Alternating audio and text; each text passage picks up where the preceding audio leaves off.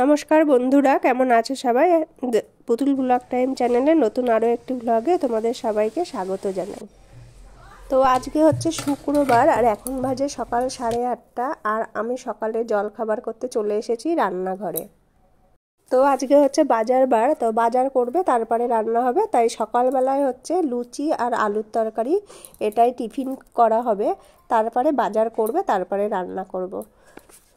তো আমাদের এখানে প্রত্যেক দিন বাজার বসে না, শুধু বুধবার, রবিবার আর শুক্রবার, এই 3 দিনই বাজার বসে সপ্তাহে, আর বসে অনেক দূরে দূরে।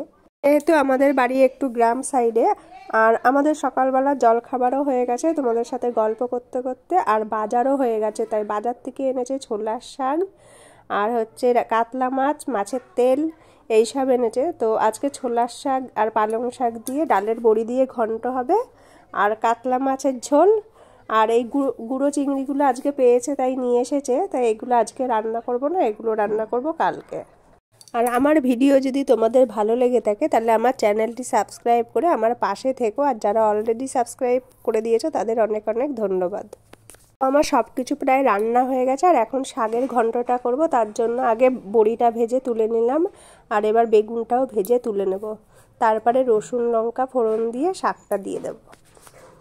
তো তোমাদের সাথে কথা বলতে বলতে আমার রান্না প্রায় কমপ্লিট হয়ে গেছে, আর আজকের মতন এ পর্যন্তই। দেখা হবে পরের একটি ব্লগে, ততক্ষণ সবাই সুস্থ থাকবে, ভালো থাকবে, টাটা।